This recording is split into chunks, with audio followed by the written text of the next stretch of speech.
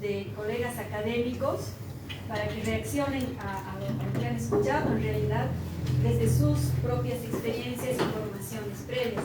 Entonces vamos a dar la palabra primero a Daniel Moreno, que va a tener que ausentarse en un momento más, y después a Eduardo Córdoba.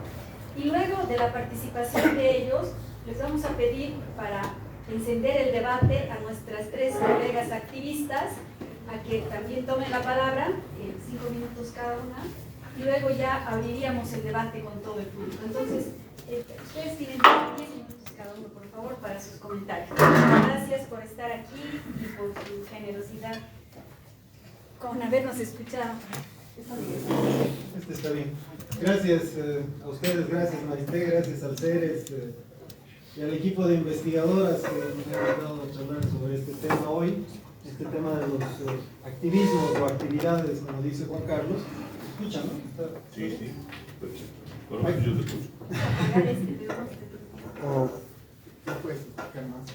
La idea me gusta esa discusión de activismos o actividades que también podemos trasladar a movimientos o a movidas, ¿no? Que tienen que ver con el carácter circunstancial o permanente de este tipo de movilización social, de los nuevos movimientos sociales. En todo caso, se trata, como nos ha dicho Gabriel hace un momento, de movimientos sociales, de acciones colectivas que tienen que ver con valores. Ya no tienen que ver con la reproducción social, no tienen que ver con las necesidades materiales básicas de la gente, no tienen que ver con acceso a educación, no tienen que ver con acceso a vivienda, no tienen que ver con salarios, sino tienen que ver con preocupaciones de orden normativo, con principios, con valores, como la equidad, como el medio ambiente, como otros temas que de nuevo tienen que ver fundamentalmente no con necesidades materiales, sino con necesidades más bien de orden normativo.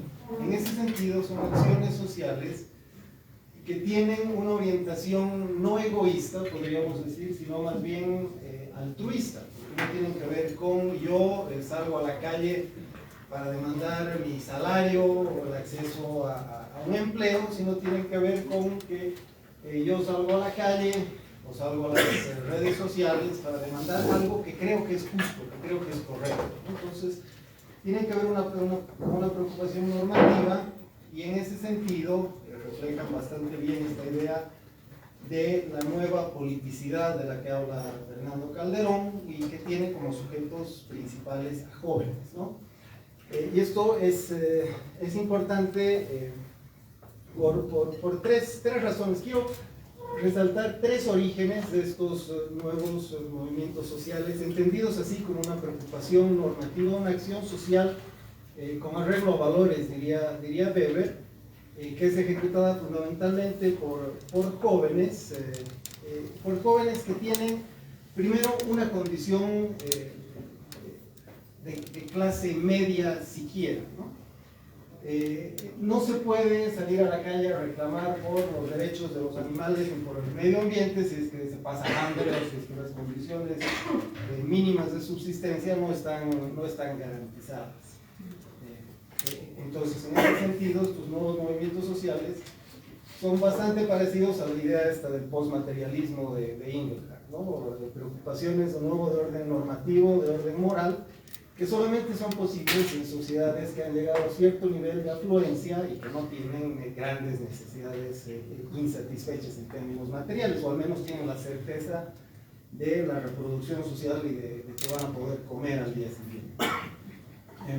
Y aquí, entonces, estamos hablando de una ampliación de las clases medias que al final es el resultado del éxito del capitalismo neoliberalista de los países de América Latina durante las últimas 3 o 4 décadas, ¿no? De la fuerza del mercado, de la capacidad del mercado de crear condiciones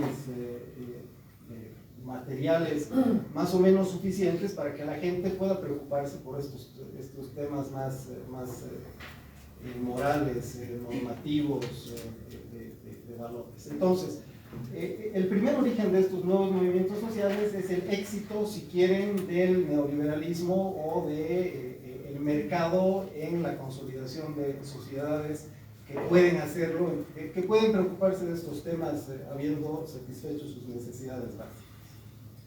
El segundo punto que quiero resaltar, que tiene que ver con el origen de estos movimientos sociales, es la existencia, con limitaciones por supuesto, pero más o menos continua, durante 3 o 4 décadas de gobiernos democráticos en América Latina. Entonces, quienes participan de estos espacios lo hacen asumiendo que el espacio, que la posibilidad de participar activamente en la sociedad está más o menos garantizada, ¿no? No son las mismas condiciones de participación social que se daban durante las dictaduras en las que más bien se buscaba consolidar ese espacio, y es una participación que se da por lo general sin miedo al Estado, sin miedo a que vengan los militares y te metan a patadas a la cárcel porque fuiste a defender a los arbolitos o los derechos de las mujeres, y sin miedo a los otros. Entonces se asume que la democracia es una condición para estas formas de participación. Y también muchos de estos movimientos sociales reflejan valores democráticos que son parte de esa consolidación, de esas 3 o 4 décadas de consolidación de las democracias, no solo como forma de gobierno, sino como forma de pensar la sociedad desde las cabezas de las demás. Y el tercer punto que me parece importante tener en cuenta como origen de estos nuevos movimientos sociales en esas condiciones es, por supuesto, el desarrollo de las tecnologías de la información, la comunicación, fundamentalmente el Internet y las redes sociales, ¿no?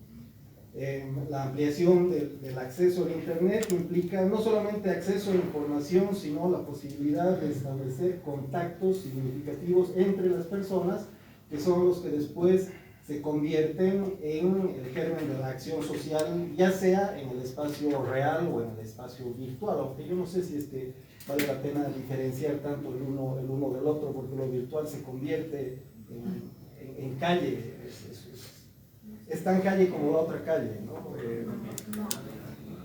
No sé, eso lo pongo ahí para la discusión. Imposible. Es el ágora. En cualquier caso, bueno, me parece interesante que se plantee esa discusión entre el espacio virtual y el espacio real, aunque yo de nuevo creo que lo virtual es también bastante real. Pero además esto le da la posibilidad a estos nuevos movimientos sociales de trascender el espacio puramente local y de adquirir vínculos con organizaciones similares en el resto del mundo, que les confiere entonces un carácter global. Y esa es otra de estas características de estos nuevos movimientos sociales, que tienen la puerta abierta hacia lo global. Por supuesto que no todos transitan desde lo local hacia lo global, pero en tanto muchos suceden en esta ágora virtual en la cual la comunicación y los contactos son mucho más fáciles que los contactos físicos presenciales limitados por la pobreza al final de la materialidad. Lo global es posible. Quiero en los últimos 2 minutos que me quedan plantear 3 preguntas que me salen escuchando las exposiciones de los colegas durante esta mañana, y que tienen que ver fundamentalmente con estos vínculos entre los nuevos movimientos sociales y los viejos movimientos sociales, y estos nuevos movimientos sociales y la política o el sistema político, que al final sigue siendo el escenario institucional donde se toman las decisiones. Entonces, uno es el primero que yo le quiero plantear a Juan Carlos, es cómo un personaje subpolítico dentro de la categoría de las categorías que nos ha propuesto al empezar la mañana, al final se convierte en presidente de Chile.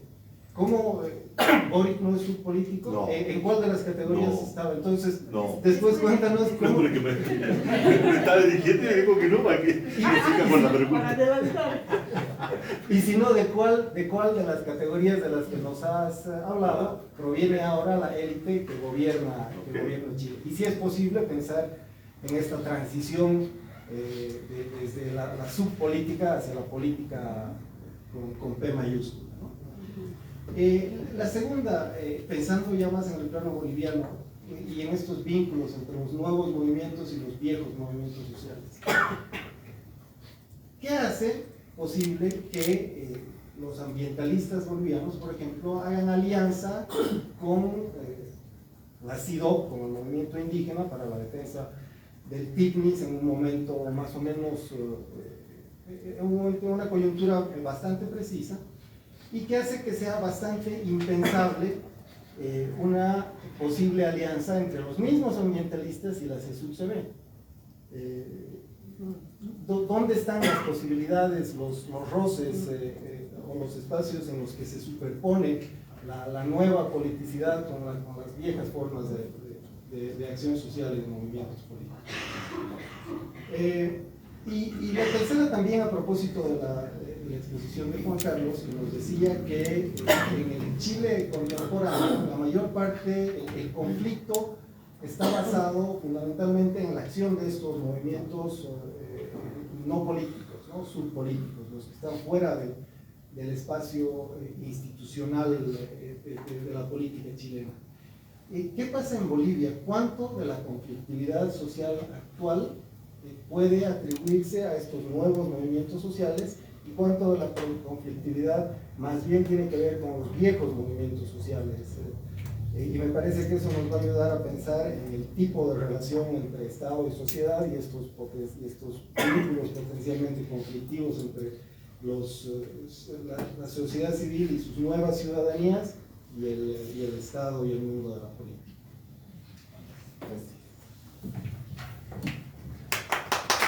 Muchas gracias, querido Daniel, muy interesantes reflexiones. Sí, hay muchas aristas en este tema. Me has ganado mi tiempo de trabajo. Gracias. Bueno, vamos a dejar las respuestas a las preguntas para el final, para concluir para el debate. Entonces ahora le damos la palabra a nuestro compañero Eduardo Córdoba, en el mismo sentido y con las mismas reglas. Gracias. Muchas gracias. ¿Se escucha bien?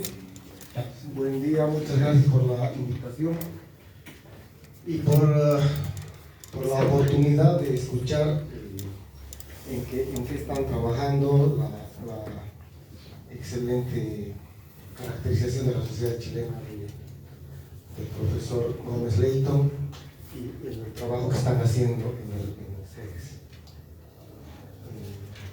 Voy a tardar menos que lo que se espera. No te das, tomate. Ya, voy a hacerlo de manera desordenada. Me parece que esta oportunidad y este trabajo que están haciendo va a permitir debatir algo que no se ha trabajado tan explícitamente, que es lo que decía al final el Daniel, que a veces estamos hablando de ciudadanía, a veces estamos hablando de sociedad civil, a veces estamos hablando de movimientos, y parece que estamos manejando tres niveles distintos y no hacemos una articulación de lo que estamos trabajando, y parece que en este proyecto sí se va a poder hablar de eso, digamos, más claramente. Algo que me parece interesante es lo de las generaciones de movimientos. Hay algo con lo que puedo coincidir inicialmente, es que había movimientos sociales. Parece que a ratos pierdo la... No se escucha bien. Ahora está mucho mejor. Y aquí había una ola anterior de movimientos en América Latina, donde está incluido algo que pusieron las compañeras del movimiento zapatista, está el movimiento Sin Tierra de Brasil, están los movimientos campesinos, indígenas, que recuperaron algo que la democracia no tenía, que la tercera ola de la democracia no había tenido, que era recuperar el principio propiamente democrático de la soberanía popular. Parece que se ha alejado de eso el ambiente ahora, es decir, como que se hubiera cooptado esa ese ámbito de movilización o esa lucha por los políticos, y hay gente que ya no está movilizándose por eso. Entonces serían otras cosas. Ahora, teóricamente también hay algo que van a tener la oportunidad de debatir, que es la duda de... No, todavía no. Es mi antibiótico. ¿Qué es un movimiento? Y si importa hablar de movimientos efectivamente. Es decir, nosotros, tanto en Bolivia como en Chile, hemos tenido la influencia del Anturén y su exigente caracterización en los principios de identidad, oposición, historicidad. Hicimos que no era movimiento, y esa es otra cosa que hay que pensar si son efectivamente movimientos. Y la opción por activismo, actividad, movida, acto, es una buena manera de pensarlo, porque no es solamente ver si es un proceso el movimiento, es un acto puntual, sino que además de que los actos generan Estado también, y eso es otra cosa, permite enlazar este debate con el debate de la ciudadanía y de cómo se han ido trabajando los estudios ciudadanos desde el estatus del ciudadano hasta el habitus, y pasando por el habitus a los actos ciudadanos. Entonces se puede vincular esta discusión de la movilización social, de los actos, en esos términos performativos de los que se está trabajando desde hace unos 20 años en los estudios ciudadanos en relación con los actos de ciudadanía, que yo vinculo con la idea de poderes ciudadanos. Es decir, en mi perspectiva, la ciudadanía no es solamente derechos y deberes, sino también poderes ciudadanos, y ahí está cómo se está moviendo, digamos, el panorama que nos han mostrado, el ejercicio de derechos, pero también el ejercicio de los poderes ciudadanos, que hay que ver cómo se manifiestan aquí. Otra cosa es que tradicionalmente, y le preguntaba a Daniel, y parece que no nos está yendo tan bien ahora, la sociedad boliviana ha sido la más movilizada de América Latina desde que se tiene registro. Y esto, vinculado con lo que están trabajando, quiere decir que nuestra manera de actuar colectivamente no es patrimonio de nadie, es decir, no es patrimonio del movimiento campesino, no es patrimonio del movimiento obrero, sino hay, lo que Daniela ha explicitado, es lo que se ha visto también, por lo menos tienen para comer, digamos. Entonces hay que pensar también esa articulación con el probable contenido no explícito de clase de las movilizaciones, y ver cuánta importancia puede ser teóricamente, puede darle teóricamente el recurso ese.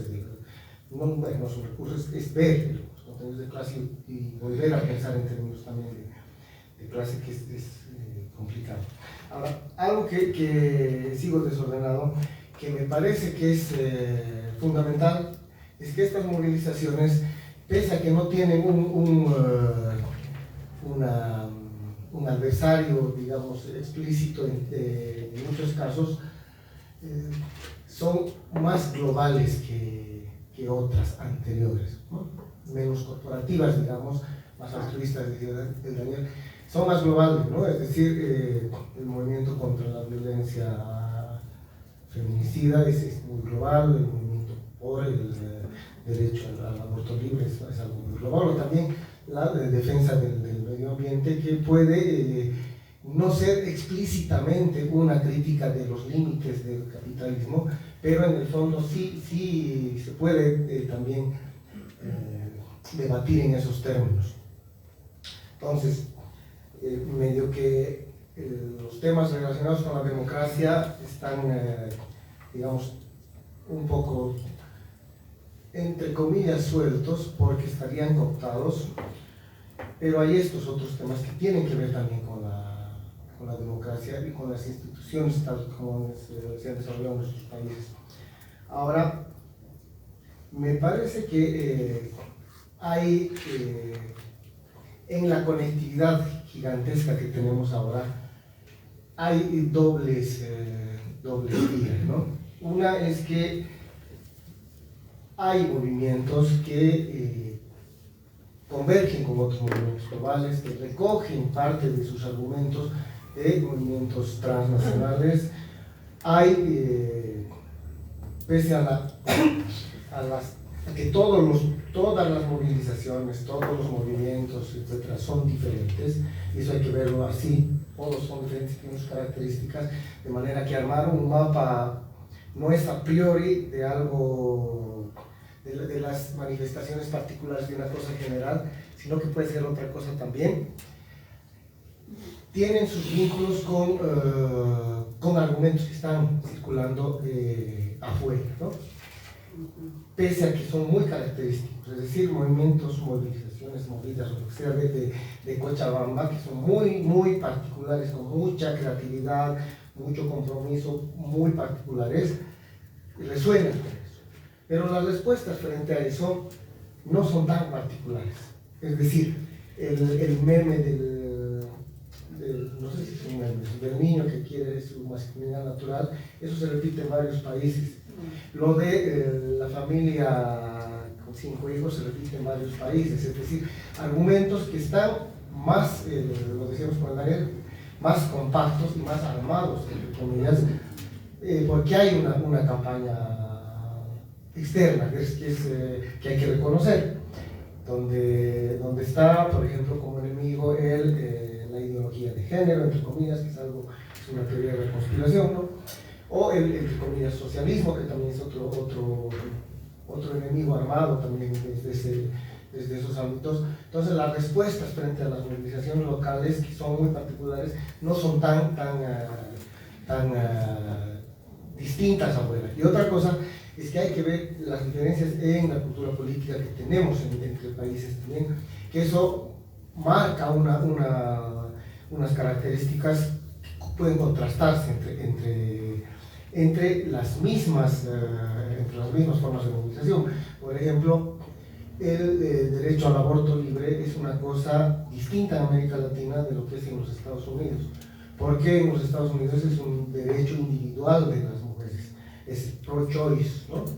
En cambio aquí es un asunto de salud pública, que es una cosa más grande. Y esas, pese a la similitud de las demandas, es algo distinto que hay que ver, y que hay que ver que comparativamente en los dos países seguramente van a notar las diferencias. Gracias.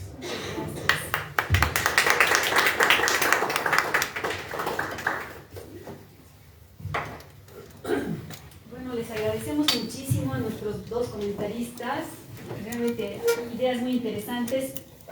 No vamos a responder todavía al final del debate, pero sí son insumos para continuar en esta parte.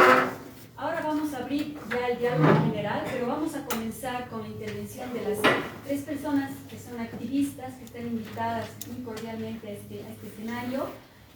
Vamos a comenzar, por favor, con Mariel Ríos, que es activista del feminismo, pero también esta interseccionalidad que decíamos, ¿no? Porque puede que también participe, tal vez nos comentas, en otros activismos que se conectan.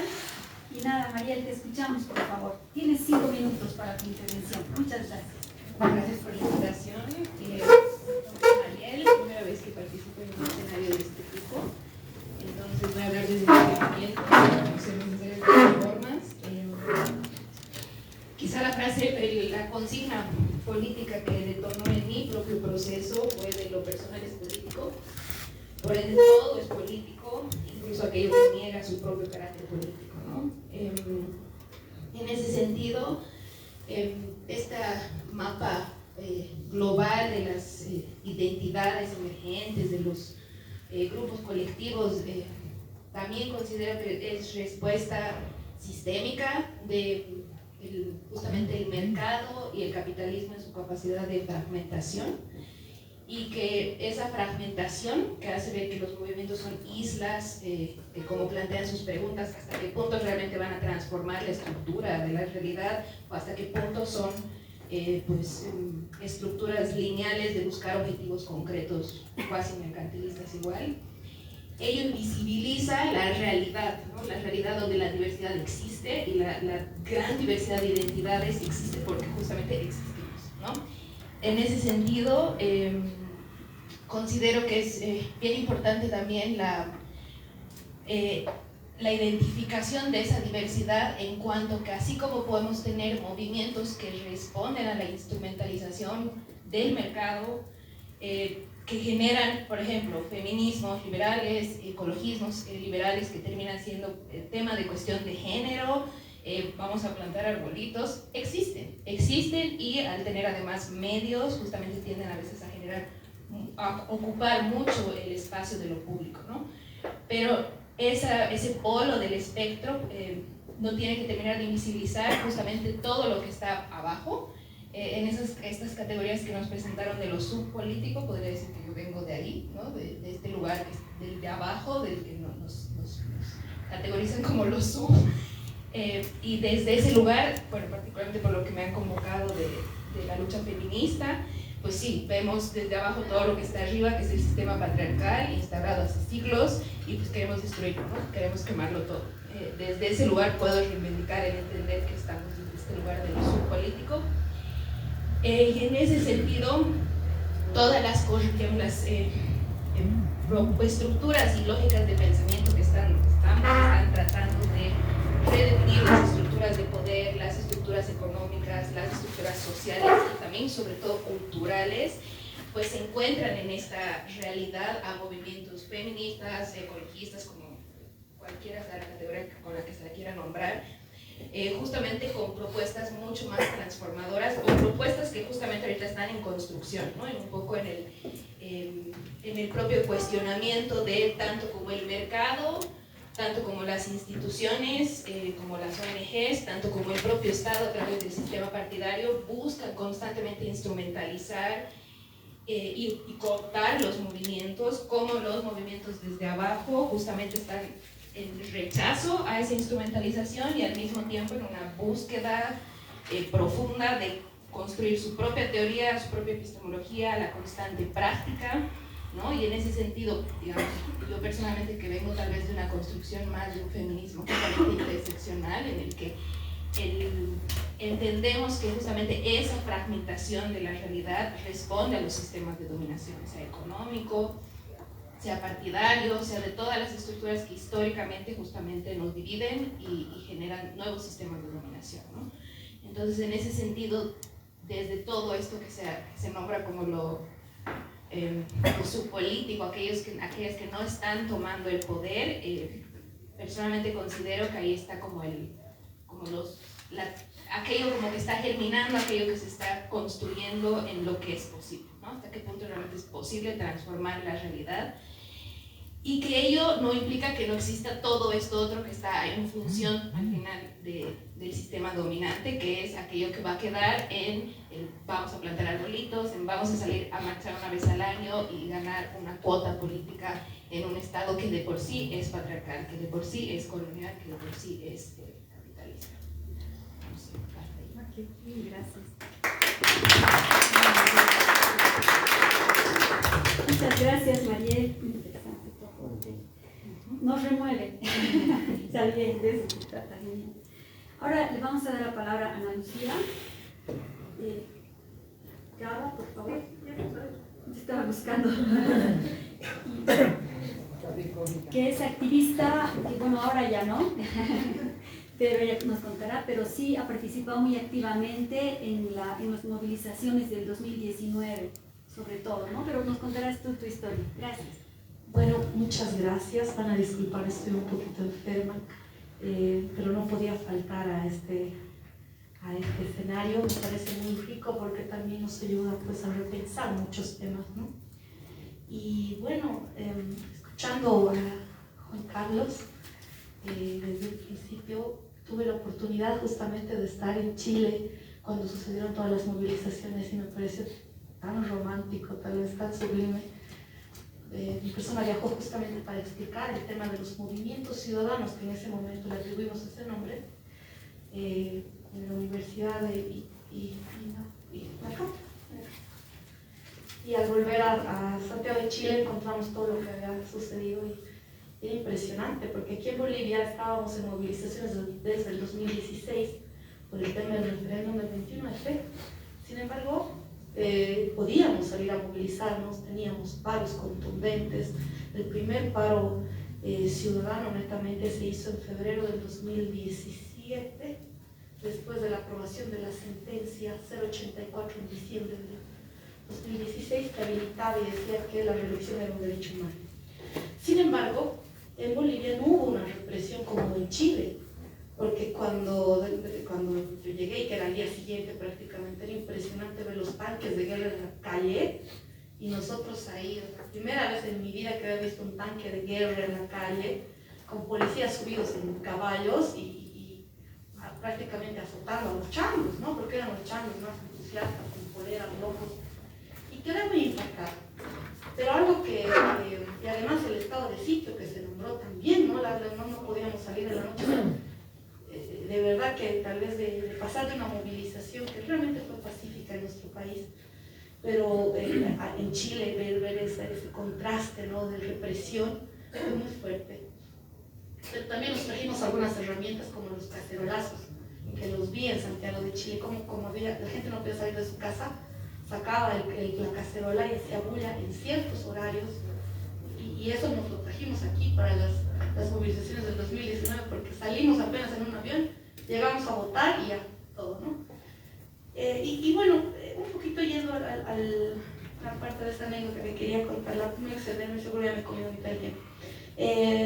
Con algunas características de los movimientos sociales y cómo nos hemos autodefinido tal vez en un principio como plataformas ciudadanas, qué es una plataforma, en segundo momento como colectivos, en tercer momento como activistas, y en un último momento probablemente nos hemos autodefinido como movimientos ciudadanos, entendiendo las características que tiene un movimiento y también la contraposición al clásico antiguo determinado movimiento social.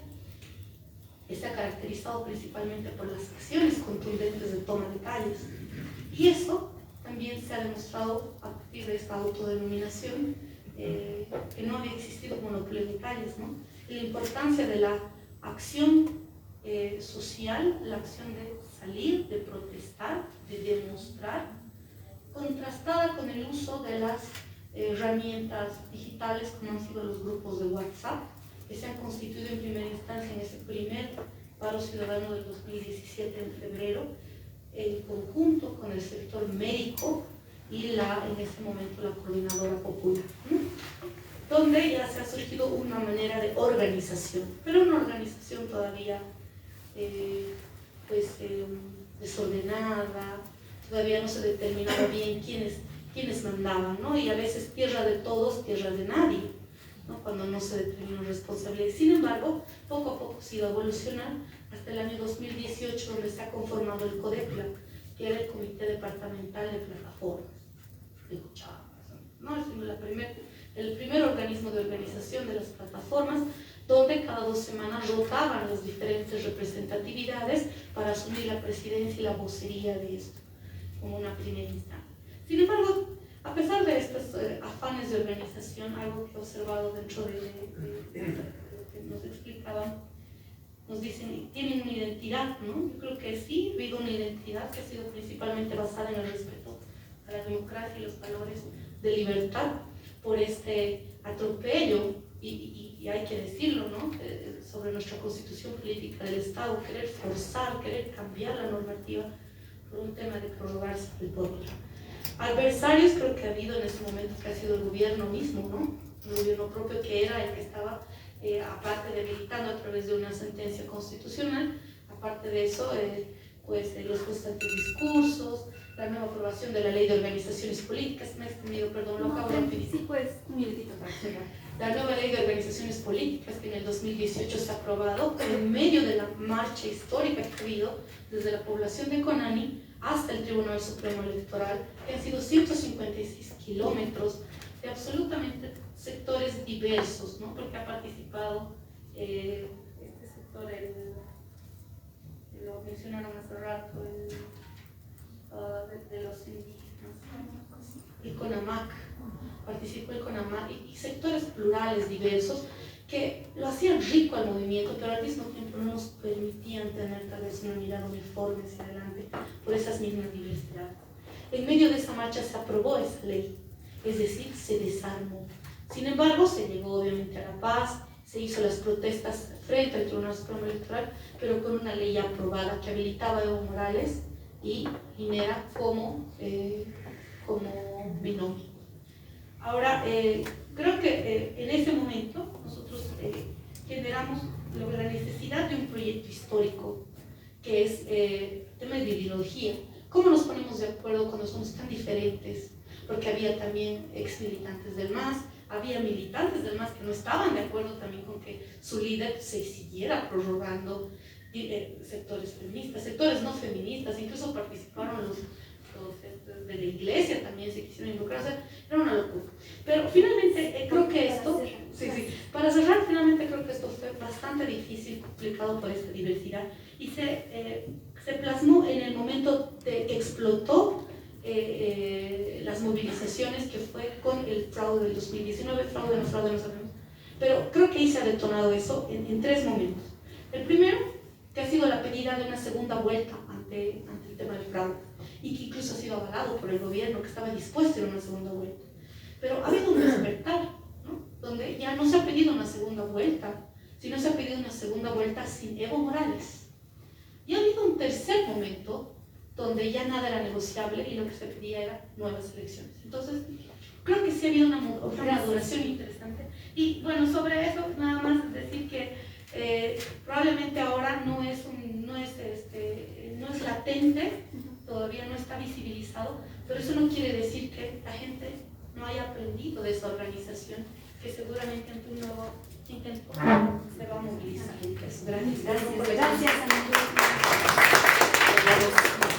Ahora invitamos por favor a Rocío Extremadura, que es activista del movimiento ambientalista en Cochabamba.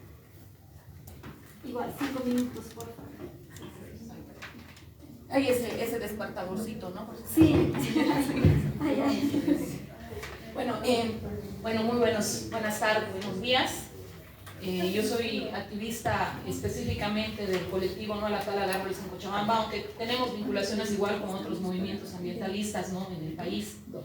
Y bueno, primero decir que efectivamente esta investigación que está haciendo Marité, Gabriela, las entrevistas que me han hecho, más otra publicación que está coordinando Marité sobre los movimientos sociales del siglo XXI, han logrado algo que no había hecho en 7 años de activismo sostenido, que es tratar de teorizar un poco mi propio activismo, bueno, el activismo de los compañeros. Entonces, para mí es muy importante este espacio porque me permite comprender también qué es lo que hemos estado haciendo hace 7 años, ¿no? Porque, bueno, esa es la vigencia que tiene el colectivo No a la Tala de Árboles en Cochabamba.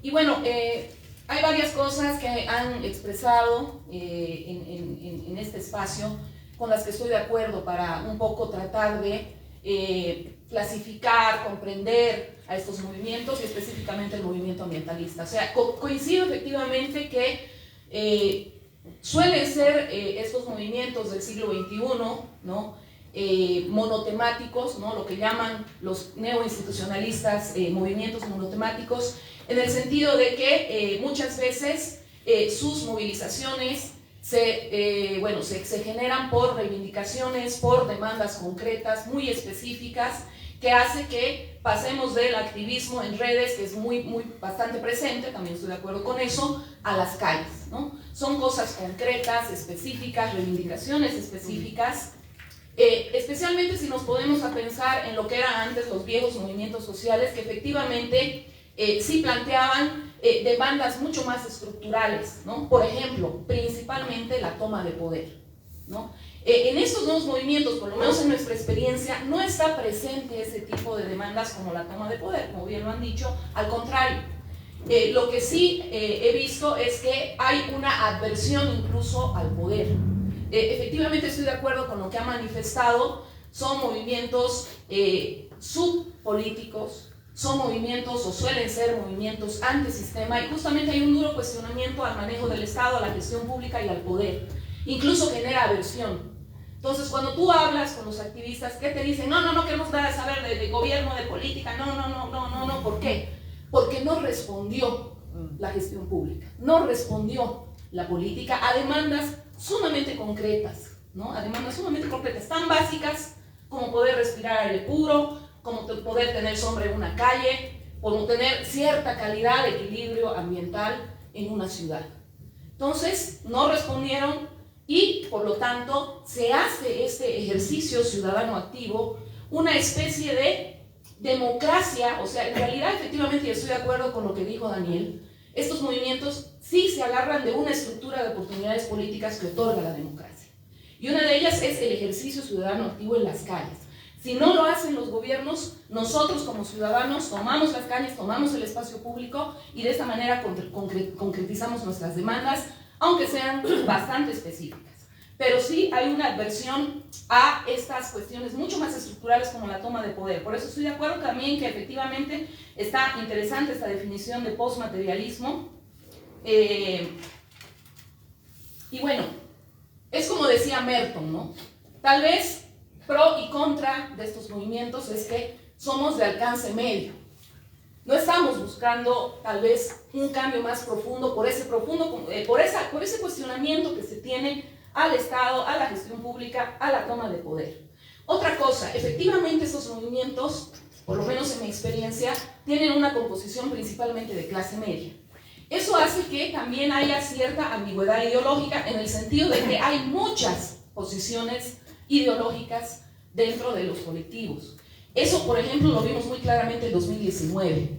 Nos pusimos a discutir el tema de lo que pasaba, la crisis política en el país, y dentro de los colectivos había de todo. Había pititas, había masistas, había los que ni fu ni fa, y los que cuestionábamos a todos, o sea, los que decíamos que se vayan todos. Entonces, un acuerdo ideológico no podía haber, a no ser en cosas muy concretas. Por ejemplo, nos gustan los árboles, nos gusta la naturaleza, nos movilizamos frente a eso, pero si ya se trataba de temas ideológicos más estructurales, más profundos, bien difícil llegar a un acuerdo sin que se parta en 10 facciones, por decir, el movimiento, ¿no? Pero algo que yo quiero manifestar es que a pesar de esas características que tienen pros y contras, que también generan limitaciones en los mismos movimientos, porque efectivamente cuando nos movemos por demandas concretas, una de las cosas que se juega es la supervivencia de esos movimientos. A veces se duermen los movimientos hasta que hay una nueva demanda. Y es bien difícil mantener cohesionada y motivada a la gente. Y ahí también efectivamente ayudan estas acciones positivas, como decían, plantar árboles. A todo el mundo le gusta plantar árboles, pues. El asunto es cuántos somos cuando se trata de defender, por decir, un pinche árbol en tu acera.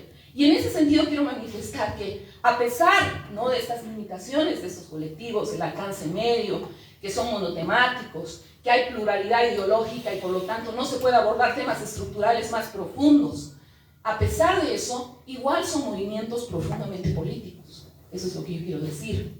Como decían, defender arbolitos, plantar arbolitos, no es un tema menor, es un tema profundamente político. ¿Por qué? Porque se cuestiona la forma de hacer gestión pública, se cuestiona el modelo de desarrollo. Y en los discursos, por lo menos en el colectivo No a la Tala, hemos tratado de plasmar esa profundidad. No solo somos abrazadores, hippies, que nos gustan los arbolitos. En realidad es un movimiento profundamente político, el ambientalista, y lo mismo el movimiento feminista. Son movimientos profundamente políticos. Ahora, por lo menos en el caso de los activistas ambientales, ¿cómo hacerles entender a los compañeros y compañeras que en realidad nuestro movimiento es profundamente político? Porque esa es una característica que he visto en el colectivo, por decir, y en otros colectivos, que cuando agarras la palabra política o político, parece mala palabra. Entonces, ¿cómo les dices a los compañeros? Compañeros, en realidad somos un movimiento político y profundamente político. Porque bueno, de alguna manera, característica de estos movimientos es que hay aversión a lo político o a la política. En realidad la política partidaria, ¿no? Eso es, a la función pública, a la gestión pública. Entonces, cuando tú mencionas la palabra política, suele haber incomodidad entre los mismos activistas. Pero efectivamente, si vamos a teorizar, si vamos a profundizar además nuestras movilizaciones, si vamos a continuar con nuestras movilizaciones, de lo primero que tenemos que partir es que la defensa ambiental es un tema profundamente político. El feminismo es un tema profundamente político. Y para que vean, yo les cuento un poco mi experiencia. O sea, por defender los 4 árboles en Cochabamba, o intentar, hemos tenido todo tipo de amenazas desde el poder. O sea, eso muestra también que son temas profundamente políticos. O sea, ya estamos sintiendo. Nos hemos agarrado con varios alcaldes, nos hemos agarrado con varias autoridades, porque había sido nomás cierto que defender un árbol en una ciudad como Cochabamba, con una gestión pública que tiene una idea de desarrollo totalmente enferma y distorsionada, y además bastante colonial, ¿no? Bueno, había sido un tema profundamente político. Gracias. Muchas gracias. Gracias, querida Lucía. Bueno, vamos a abrir entonces una ronda de participación abierta, libre. La única regla sería que vamos a poner 2 minutos, si les parece, como tiempo de intervención. Y eso también voy a ser rigurosa, pues mi modo me va a dar pena, pero sí. Entonces, por favor, allá atrás, si pudieran decir su nombre. ¿Quiénes quieren presentar? Javier, Marcelo, Mireya, Tu nombre.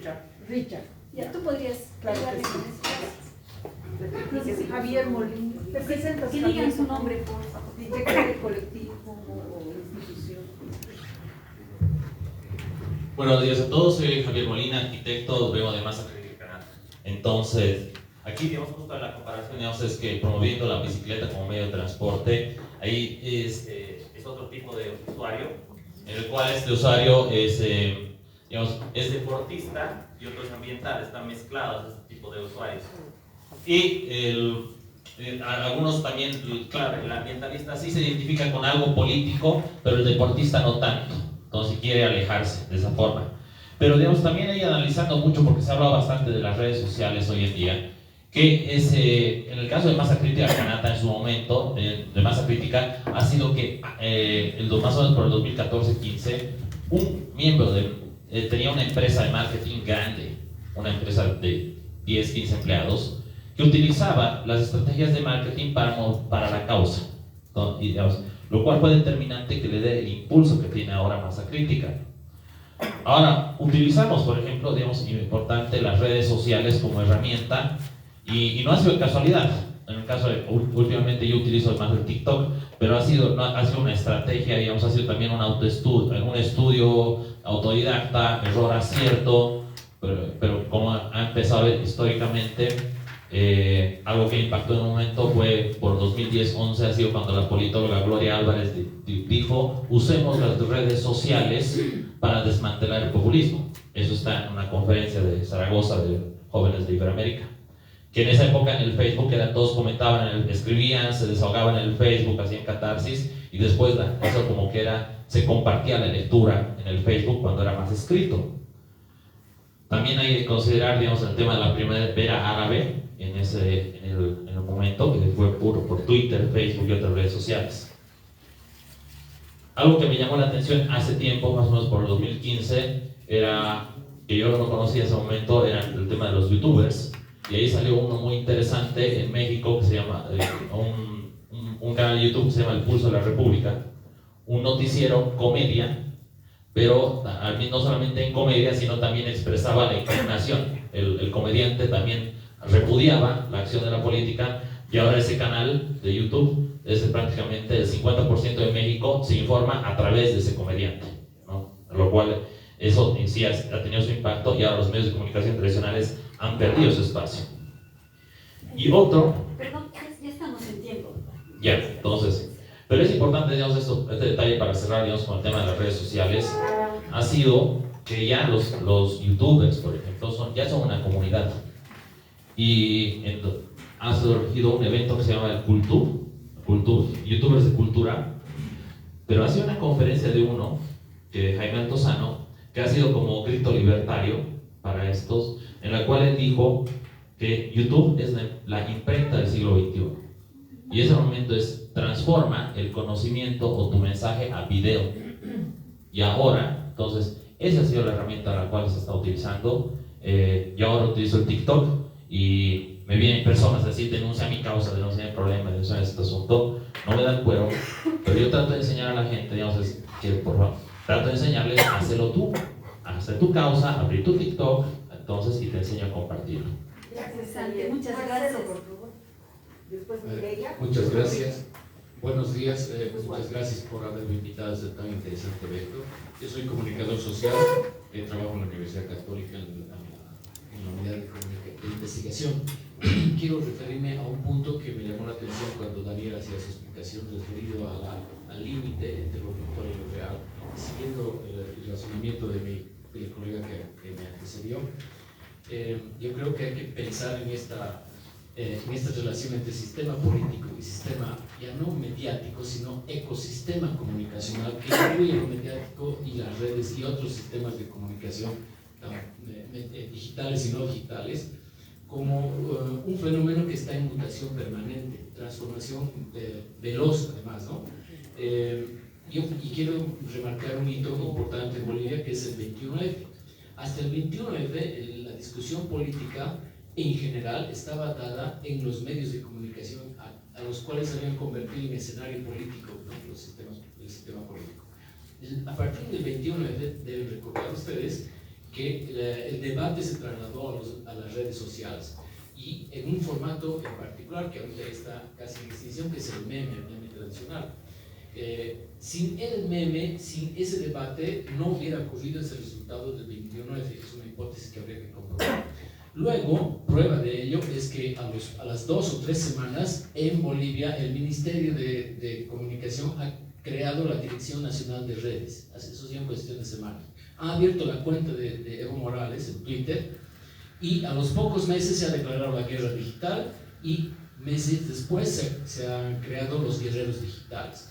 Eso para hablar de un hito. El segundo, que me parece fundamental, es la caída del propio Evo Morales. O sea, no podemos entender la acción de los pititas jóvenes, especialmente jóvenes, sobre los cuales hemos hecho estudios profundos, sin la existencia y el manejo de las redes sociales como un sistema de comunicación y articulación que efectivamente ha tenido una incidencia fundamental en ese problema. Solamente eso. Gracias a Mireia, por favor. Y luego Richard, y después Huáscar. Ya, justamente en relación a lo que comentaba último, sí, nosotros hicimos un estudio desde la San Simón, ¿no? Un estudio que presentamos a la Claxo que se llama La democracia en disputa, amenazas, insurgencias y horizontes en las representaciones juveniles durante la crisis política y la pandemia en Bolivia. Y en ese sentido quiero compartir algunas cosas. Por los 2 minutos es prácticamente nada lo que voy a poder compartir, pero me parece interesante mostrar la historización, ¿no? de lo que ha pasado con estos, sobre todo colectivos, porque me parece importante en el estudio dilucidar si van a ser movimientos sociales o colectivos ciudadanos. Desde mi punto de vista, colectivos ciudadanos creo que tiene otras características y características muy ricas y muy novedosas como para que forzarlos a ser denominados movimientos sociales.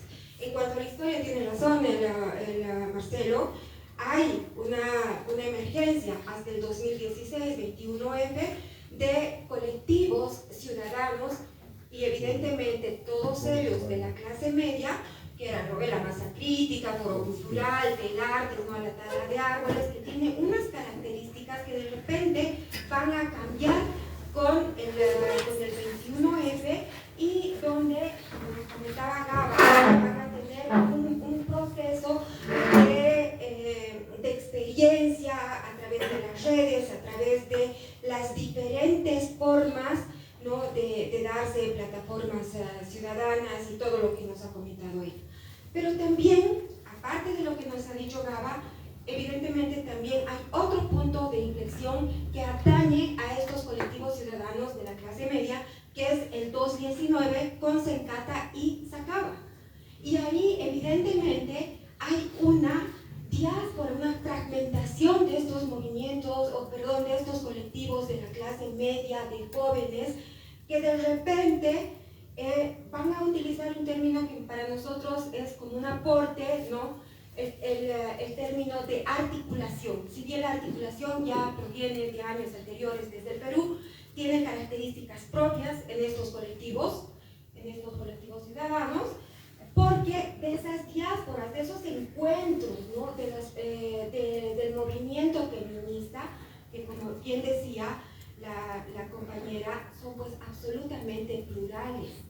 Hay en estos colectivos hay identificaciones de feminismos comunitarios, feminismos ecológicos, feminismos afros, feminismos indigenistas, es decir, hay tal diversidad de feminismos que al parecer también estamos de acuerdo en que no son los feminismos de la tercera ola de donde yo estoy, ¿no? Y hay mucha interpelación también al feminismo de la tercera ola. Entonces, para terminar, yo creo que estos colectivos ciudadanos tienen sus características propias y que han ido conversando, ya sea de forma articulada o desde sus propios y peculiares colectivos, que sobre todo han interpelado al sistema democrático, han interpelado al sistema de partidos e incluso han interpelado a las formas reconocidas de democracia en la Constitución política, y que creo que son cuestiones muy importantes que hay que rescatar como características propias. Gracias. Richard, por favor. Y luego Huáscar. Buenos días, yo soy Richard Mamani, soy arquitecto. En su momento he sido parte de la Ciudad de Estudios Urbanos del Colegio de Arquitectos de Cochabamba. Actualmente represento lo que es el taller de cultura urbana de Martadero, y también estoy relacionado con la coordinadora de ciclistas de Cochabamba. Algo que me ha movido a estar en este tipo de espacios es porque es decepcionante cómo las instituciones son cooptadas, ¿no? Por la gestión pública en general, ¿no? En ese sentido, yo he visto que en los colectivos un espacio de democracia, de deliberación, de pluralidad que permite manifestarse de alguna otra manera. En su momento hemos demostrado que un meme puede hacer gestión pública más allá de muchas cartas que se pueden llegar al municipio, ¿no? En ese sentido, a ver, ¿qué hace, desde mi parecer y mi experiencia, qué hace fuerte a este tipo de movimientos que trascienden al tiempo político, ¿no? La gestión pública, 5 años. Los movimientos, los colectivos tienen una duración mucho más larga. En ese sentido, es algo que tratamos de manifestar y también compartir con las personas que están presentes o han estado tiempo atrás haciendo sus aportes, ¿no? Y esto también es bueno reconocer, ¿no? Que en este estudio que están haciendo también vean a esos otros líderes que en su momento han hecho su aporte, pero que en la actualidad, debido a responsabilidades familiares, han dejado ese tipo de situaciones, pero que no ha sido trascendente el aporte que han hecho en su momento, ¿no? Lo otro, creo que es importante también ver que una manera de poder generar cambios es también trascender a la gestión pública. No estoy hablando de lo político partidario específicamente, de la manera que ustedes han comentado, sino que si no entramos en instancias de decisión, cualquier movimiento que tengan va a ser romántico, se va a quedar ahí. Y hay muy pocas personas que están comprometidas en trascender eso con constancia y con propuesta, porque todos podemos protestar. Llegado su momento para generar una propuesta de algún tipo de cambio, sea circunstancial o que tome algún papel, recurso público, hay que pasar a una propuesta. Y muy pocos están comprometidos con ese tipo de causas. Personalmente yo no soy una persona de TikTok como Javier, o tampoco voy, digamos, directamente a ponerme encima de una motosierra y un árbol por algún tipo de situación. Mi actuar siempre ha sido detrás de las personas para poder aportar desde lo técnico y desde el conocimiento de lo urbano, ¿no? Y también creo que es necesario diferenciar las escalas. Estamos viendo escalas nacionales, escalas locales y también temáticas que van a tener más duración a largo plazo, ¿no? Un poco también discrepo de este tipo de conceptualización general a nivel global que han hecho, ¿no? Nuestras temáticas son bien globales, bien particulares. Y nuestra crítica tal vez es bien particular cuando queremos incidir en un determinado tema con una determinada propuesta. Porque fácilmente nos podemos perder en ese bagaje que se ha hecho y no estar cumplidos con una causa en específico, ¿no? A mi parecer, por ejemplo, yo veo que hay muchos liderazgos que están ocultos, ¿no? Conozco muchas personas comprometidas que, si bien no tendrán el conocimiento técnico, científico, social, como ustedes están hablando, en su momento hacen su aporte, y es necesario reconocer en este tipo de investigaciones el aporte que están haciendo, ¿no? Y las temáticas pueden ser muchas, ¿no? Algunas con cierto triunfo, algunos con cierto fracaso, pero creo que esas personas están comprometidas con ese cambio político de la persona, más allá del individualismo que, como han comentado, del neoliberalismo y toda esta situación que hace que el individuo se encierre a sí mismo y diga, yo primero mi casa, mi alimento, ¿no? Y después recién va a haber tiempo para todo eso que puedo plasmar.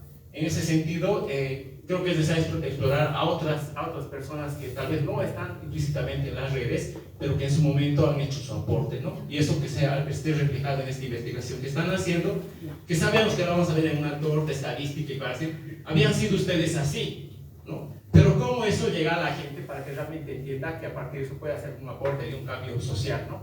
Más allá del término colectivo, colectivista, activista, creo que se refiere a lo que es la acción política ciudadana. Gracias, muchas gracias. Huáscar. Sí, gracias también por la invitación. Yo solamente quiero poner un par de puntos que me detonan la discusión, un poco teórica también que se ha dado al principio.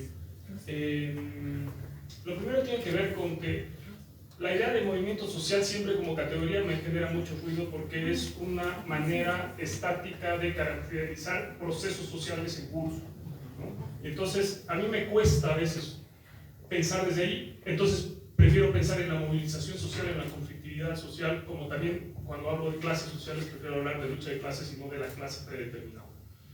En este sentido, una cosa que creo que ayuda a ordenar bastante es lo que ya planteó, ya se planteó acá en distintos momentos, pero creo que vale la pena considerar, es el tema de pensar la alta política como aquel escenario que totaliza la política, ¿no? Y esto lo planteo porque hay un texto de Manuel Rodríguez en España que se llama Política de Parte, el nombre ahorita no lo tengo, pero es la idea de pensar la política como una disputa por partes y finalmente el Estado como una parte, y existen otras partes en la sociedad que son capaces de tomar decisión y producir decisión política. Entonces yo creo que eso es un elemento fundamental, entender al Estado como una parte más, una parte hegemónica, una parte totalizadora y una parte dominante, pero una parte más, ¿no? Y entonces cuando pensamos a la sociedad desde un conjunto de partes políticas, lo que podemos tener es otra manera de comprensión de esto que estamos llamando ahorita movimientos sociales o movilización social, ¿no?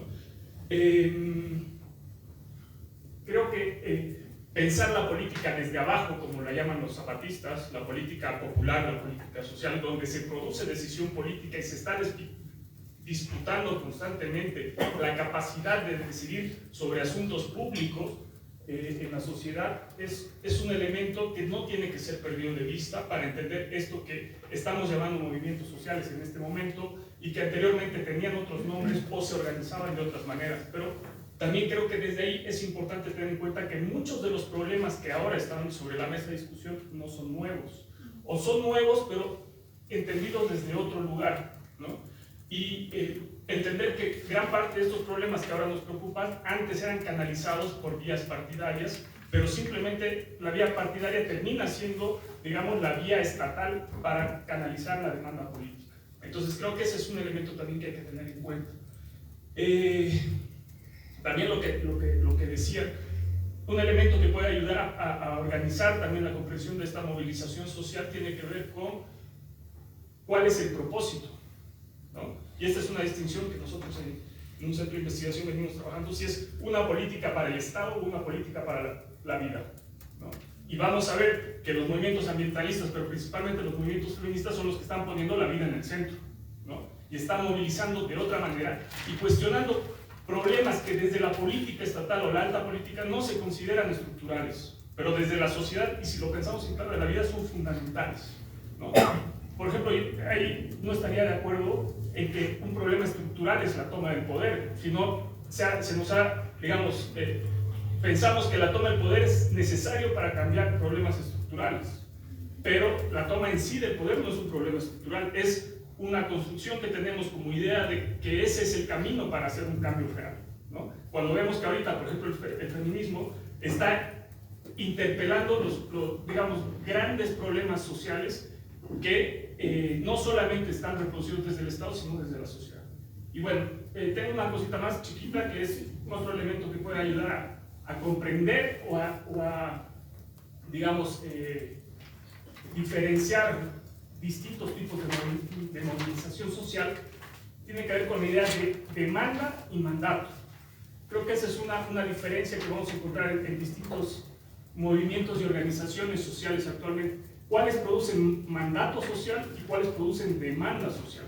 La demanda como aquella capacidad que tienen algunas organizaciones de decirle al Estado, solucionan este problema, mientras el mandato es la capacidad de otras, principalmente las feministas y ambientalistas y territoriales en este momento en Bolivia, que te dicen, a partir de nuestra visión del mundo y de nuestra organización política propia, decimos qué es lo que debes hacer para nosotros, que no es lo mismo que pedirle que te solucione un problema, ¿no? Y esa creo que es una diferencia sustancial en los procesos organizativos. Gracias. Gracias. No sé si alguien más quisiera intervenir o comentar o preguntar. Sí, aquí, por favor. Ay, que no se mueve.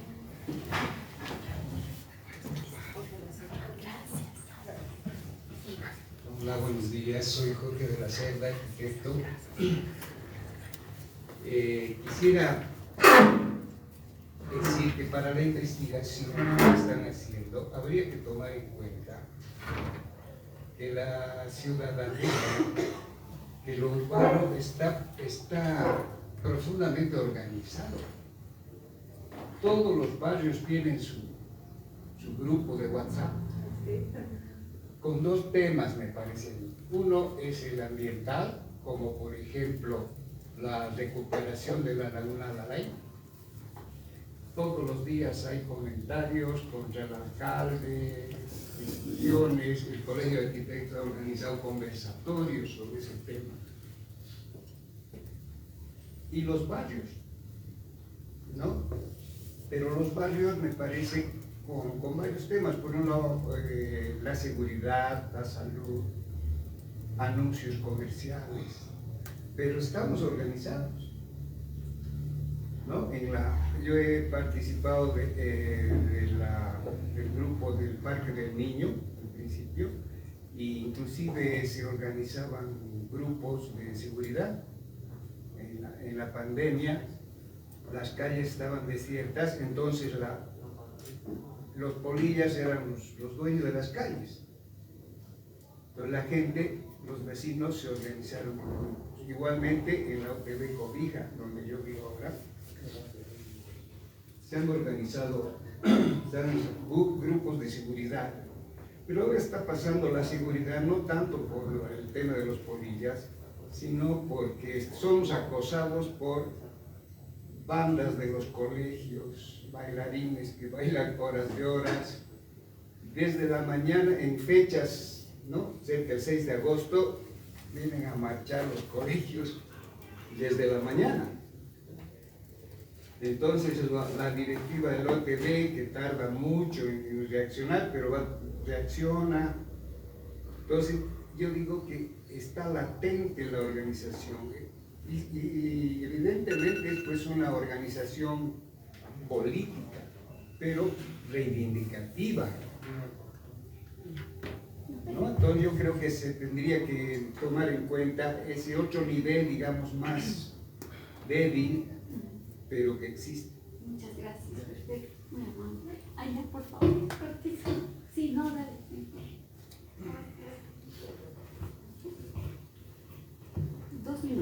Dos minutitos, tal vez para completar, como me extendí tanto sobre el tema de los movimientos ciudadanos del 21F, cuando hablan de que no buscan, o sea, que no son proyectos políticos, no buscan la toma del poder. Me gustaría agregar un poco, ¿no? Aunque lo tomé bien cortito, de que ante la diversidad que existía dentro del movimiento ciudadano, de los colectivos ciudadanos, no sé, del autodelineo todavía, no solamente se planteaba en eso, ¿no? En esta diversidad que ha tenido la incapacidad de tal vez tener un proyecto ideológico concreto, sino también un gran punto en común ha sido el desprecio a la política, el desprecio a no saber definirse bien si son antipolíticos, si son antipartidos, ¿no? Entonces ante eso ha sido muy difícil pueda existir una posibilidad de trascender el movimiento ciudadano de las calles como una opción política realmente. Pero además también creo que a eso hay que agregarle algunos puntos que me gustaría decir. Creo que ha habido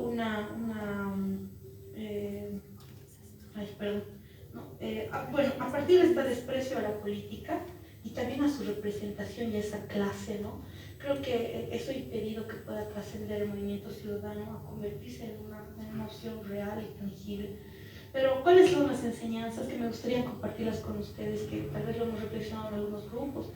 Primero, que el tema del 21F creemos que sí se ha cumplido, porque el último lema era, como hace rato lo expliqué, era nuevas elecciones sin Evo, ¿no? Creo que ya después vinieron otros replanteamientos, por ejemplo el tema del padrón, ¿no? Pero creo que en concreto sí se cumplió el objetivo del 21F. Y en una segunda, en otras enseñanzas creo que está, por ejemplo, que existen nuevas formas de empoderamiento ciudadano. Creo que ha sido la máxima expresión la del 2019, que hay una interpelación constante al sistema de representación política, que hay una crisis de la ley de organizaciones políticas porque no permite el surgimiento de nuevos liderazgos ni la formación de cuadros nuevos políticos. Pero además no hay una democratización interna de los partidos. Y esta crisis del 21F, tal vez más que para los partidos de oposición, ha sido un replanteamiento y una nueva forma de ver las cosas para el partido del Movimiento Socialismo, que hoy en día discute cuáles son sus nuevos candidatos.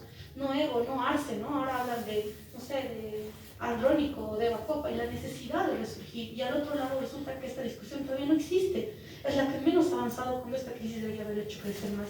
Y por último, bueno, básicamente eso, ¿no? La necesidad de estos nuevos sectores, pero no solo de rostros o de juventud, o etcétera, sino también de prácticas. Y creo que esas es lo más importante que nos ha dejado este tema de políticas. Muchas gracias, Andrés. Gracias. Bueno, no sé si alguien más quisiera tomar la palabra. Nelva. Gracias. Bueno, yo soy Nelva Fuerte Sánchez. He hecho algunas investigaciones justo sobre movimientos sociales y acción colectiva.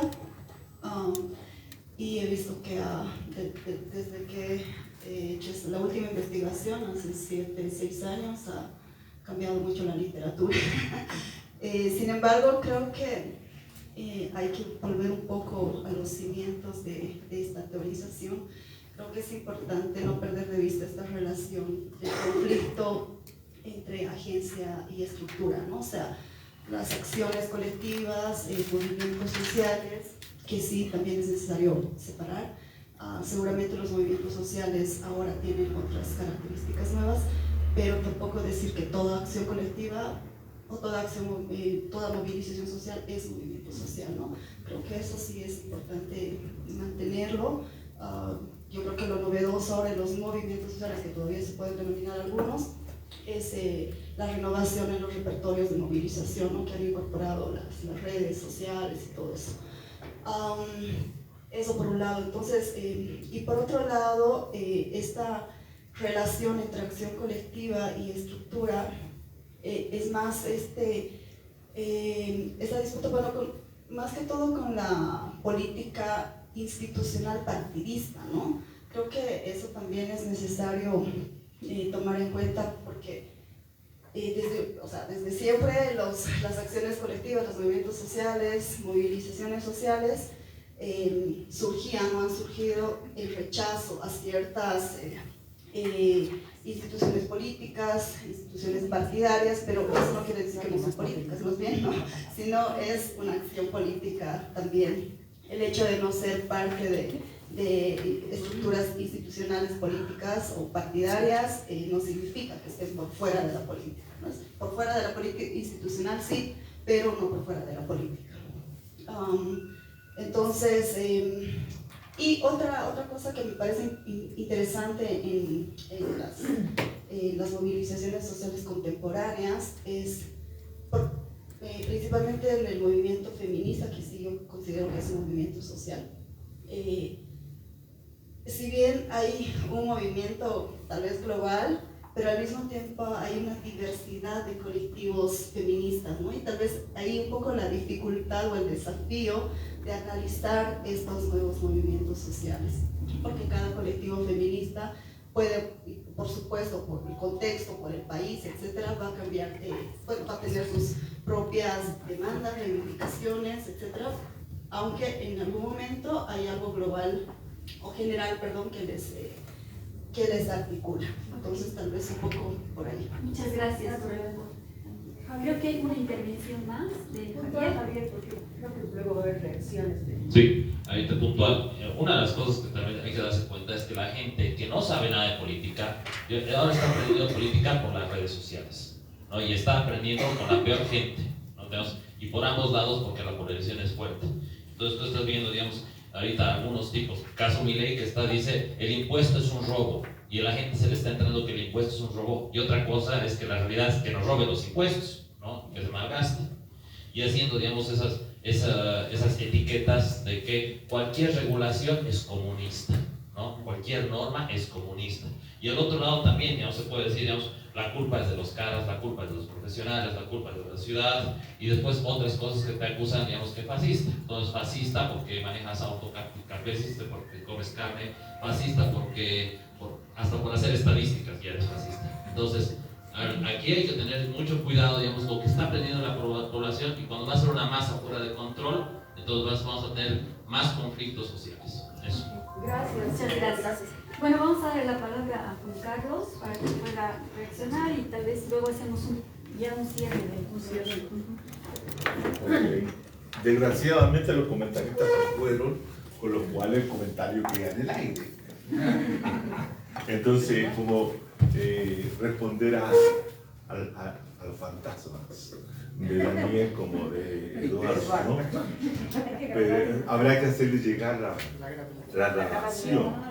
Pero sin embargo, yo creo que ustedes también se están haciendo la misma pregunta.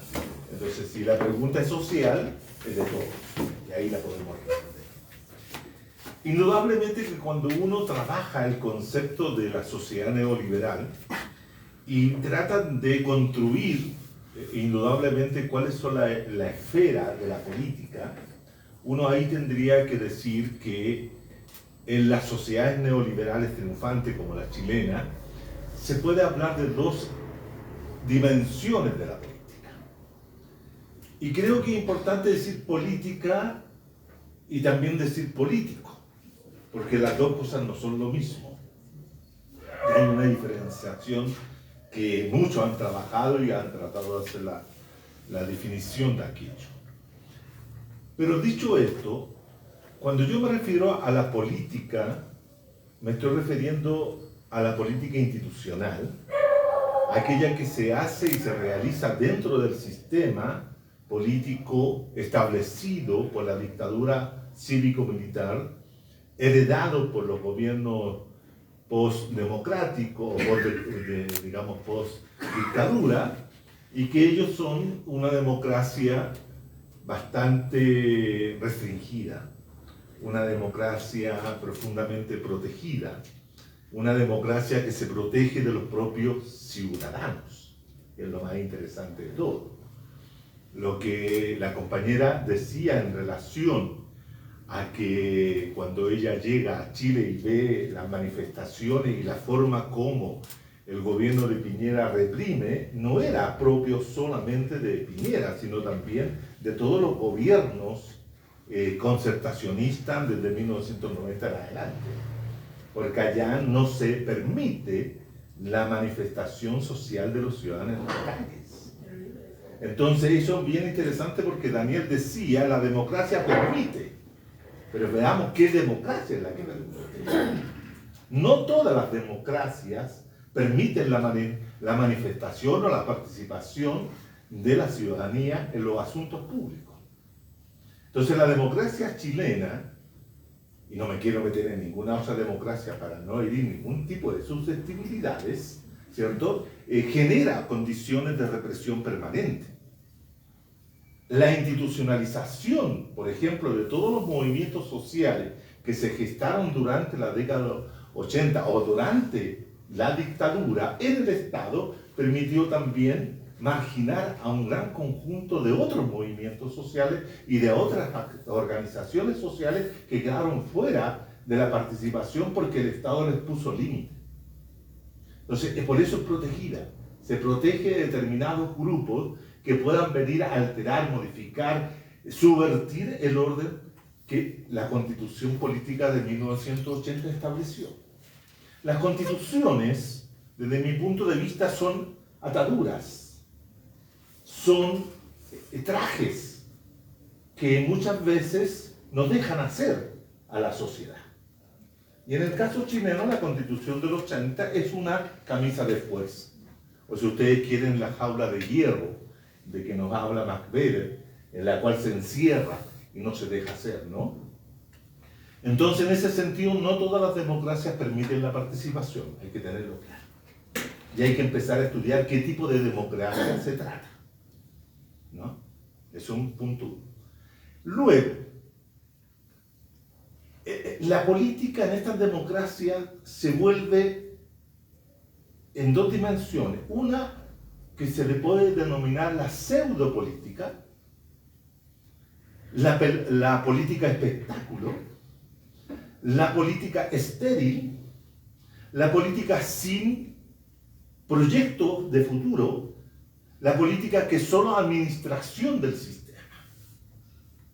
Y lo que hizo la concertación de partidos por la democracia, que asume el poder en 1990, es administrar el sistema heredado desde la dictadura. Pero no se preocupa de modificarlo, de cambiarlo. Entonces es estéril esa política.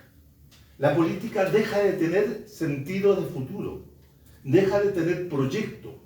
Solamente es la repetición permanente del eterno presente. Entonces, en ese sentido, hay grupos de la ciudadanía que, descontentos de esa forma de hacer política, se van del sistema. Comienzan a vaciarlo. Y comienzan a vaciarlo y quedar solamente aquellos que consideran que ese sistema es el mejor, que los protege, que les da seguridad, que les genera ciertos beneficios, que les genera lo que los neoliberales denominan, ¿cierto?, lo que es la maximización de sus utilidades. Entonces da lo mismo, en el caso chileno, que ganara la concertación o que ganara la derecha, porque los dos ofrecían exactamente lo mismo. Eso es lo que sucede en una sociedad neoliberal, cuando todos ofrecen lo mismo, no hay diversidad, no hay una propuesta de futuro. Entonces es administración de lo que existe. Y por lo tanto los que se van, ¿dónde se van? Se van a los márgenes, como yo decía, y se van a conformar esa ciudadanía subpolítica. Una ciudadanía que rechaza ese tipo de política institucional, pero hace política, y hace política en los márgenes, en los territorios, en las comunidades, se organiza, se plantea, crea la posibilidad del futuro. Esa es otra. ¿Y cuáles son las organizaciones? Van de los anarquistas, hasta los ex.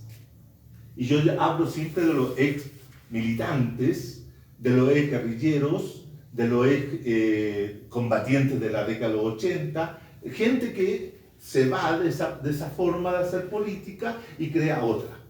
Y esos son los que se van a activar en determinados momentos para provocar una eclosión en el sistema. Y comenzaron a hacer varias eclosiones del sistema, reventones históricos se les llama, erupciones, como por ejemplo el 2001, que fue el mochilazo de parte de los estudiantes, el 2006, que también fue una rebelión de los pingüinos, como le decíamos nosotros a los estudiantes, por la vestimenta, el 2011, que es otro estallido de los estudiantes. Ahora, la generación que está en el gobierno, la generación de Gabriel Boric, que según el fantasma de Daniel si era subpolítico, no es subpolítico. Ninguna de esa gente que está hoy día en el gobierno configura una ciudadanía subpolítica. ¿Por qué? Porque Boric, como Giorgio Jackson, como la Camila Vallejo, como Carol Cariola y otros tantos jóvenes de esa época, todos eran miembros de partidos políticos que participaban activamente en el sistema. ¿Captan? Entonces no eran subpolíticos, no estaban en los márgenes. Por ejemplo, la Camila era miembro del Partido Comunista. Giorgio Jackson había fundado un partido que se llama Revolución Democrática, que hoy día está totalmente de capa caída por una serie de situaciones que están involucradas en la corrupción. El propio Boric había constituido una organización que se llama Izquierda Autónoma. ¿Pero ellos trabajaban en los márgenes? No, ellos trabajaban en el interior del sistema. ¿Por qué? Porque el sistema no solamente es el espacio institucional, legislativo, gobierno, etcétera, sino también son las organizaciones como las federaciones de estudiantes. Y Boric es presidente de la FES. Camila Vallejo es presidenta de la Federación de Estudiantes de Chile, de la Universidad de Chile. Jackson es presidente de la Federación de la Universidad Católica de Chile. O sea, son parte del sistema. Lo que ellos hacen es entrar, es trabajar dentro del sistema, constituirse como presidente de estas federaciones y dar un salto que es el ingreso al Parlamento. Ellos son presidentes en el 10, 11 y en el 13 se vuelven parlamentarios. Parlamentarios, o sea, están dentro del sistema. Nunca han estado afuera. Y por eso a Boric, los muchachos de la primera línea en las protestas lo funan. Porque él es una persona que está en contra de la movilización que se gestaba en octubre del 19. Él es parte del acuerdo del 15 de noviembre, desconociendo lo que el propio partido, que era Convergencia Social, le había dicho, que no querían firmar un acuerdo con la derecha. Y él está ese día y firma a nombre de Boric, pero también a nombre de su partido. Él gesta todo el proceso constitucional que se viene en adelante como parte del sistema, no fuera del sistema. No está por romper el sistema, mientras que los subpolíticos sí están por romper el sistema. Entonces, en ese sentido, no se puede considerar a los grupos que están hoy día gobernando como parte de los subpolíticos. Los subpolíticos siguen hoy día, se fueron, se retiraron, hoy día de nuevo están en los márgenes, acumulando fuerza, haciendo lecturas interpretativas de por qué pasó lo que pasó, por qué esto, porque ellos están en esa tarea. Pero no están hoy día en el gobierno. Entonces, lo que hay que entender es que hay una política que administra y una política que combate. Y esa política que combate es la subpolítica.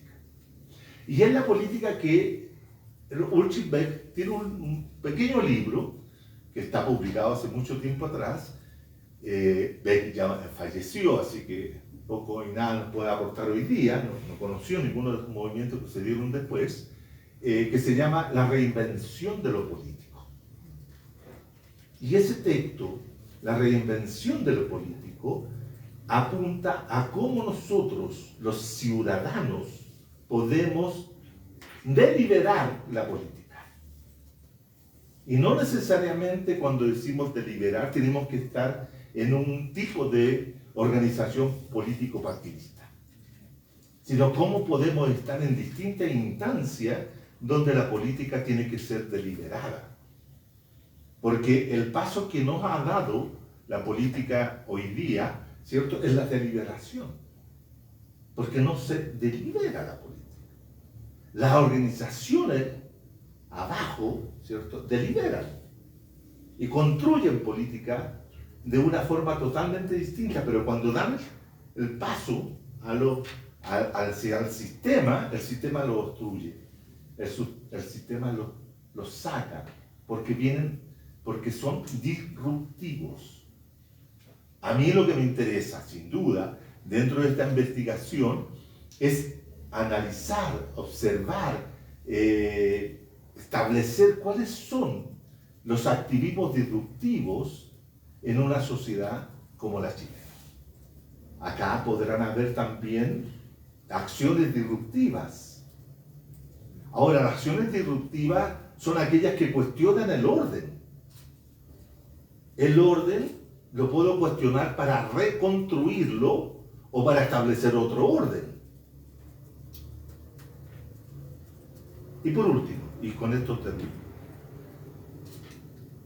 el elemento central de los zapatistas, sin duda, cuando aparecen es verse, mostrarse, se encapuchan para ser visto, pero también para construir poder. Construir poder desde abajo y desde la izquierda.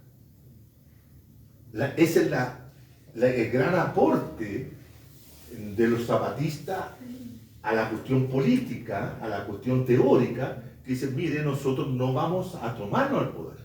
Aunque le declaran la guerra al Estado mexicano y le declaran la guerra al neoliberalismo mundial, global. Entonces uno dice, y esa guerra todavía no se termina porque no está cancelada.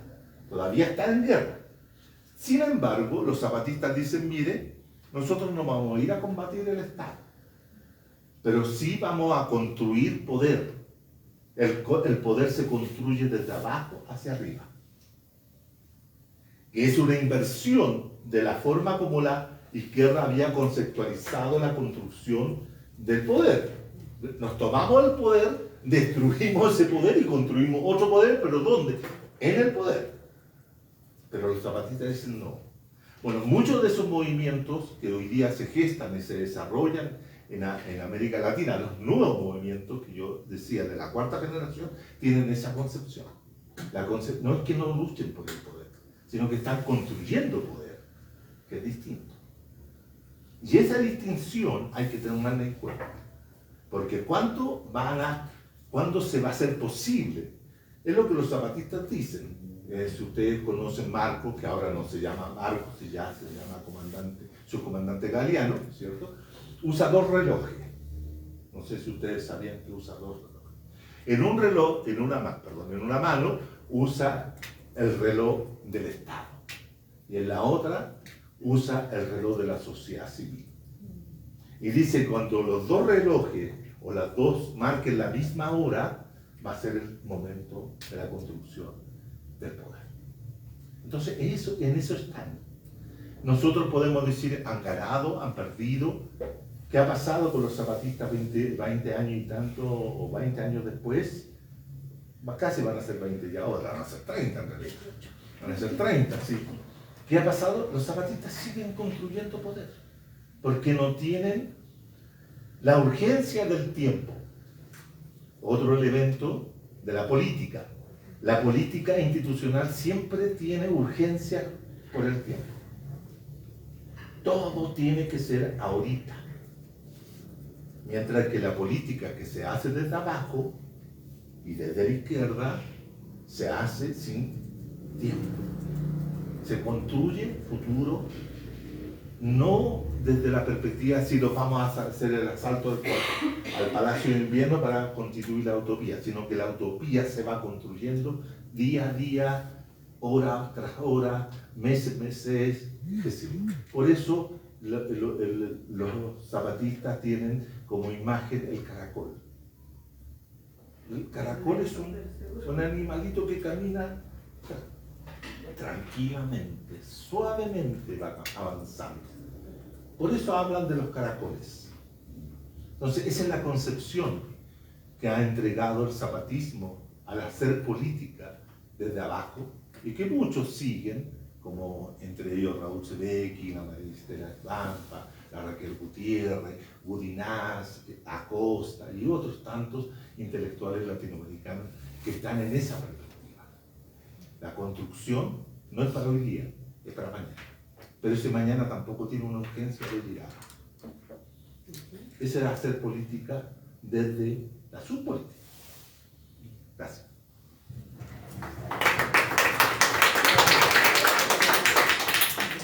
Bueno, muchas gracias. Más que conclusiones o nada, yo solamente voy a agradecerles porque justo esta reunión es para recoger esta retroalimentación tan rica que todas y todos nos han dado. Entonces ya seguramente el próximo año los convocaremos o difundiremos el resultado de este estudio para dialogar también con otros estudios que hay en Bolivia. Muchas gracias a todos. Daríamos por concluido entonces el evento. Gracias. Pero yo quiero pasar el aviso, antes de que se me vaya, de que hoy día en la tarde, Marité me puede ayudar en la Facultad de Ciencias Políticas de la Universidad Mayor de San Simón, voy a dar una charla. La charla se llama Desde la Revuelta Popular y Ciudadana a la Restauración Neoliberal Conservadora en Chile, 2019-2020. Se los invito a que ustedes vayan a escuchar esta charla, porque ahí podré explicar otros fenómenos del caso Chile. Gracias, lo dejo. Gracias. Muy bien.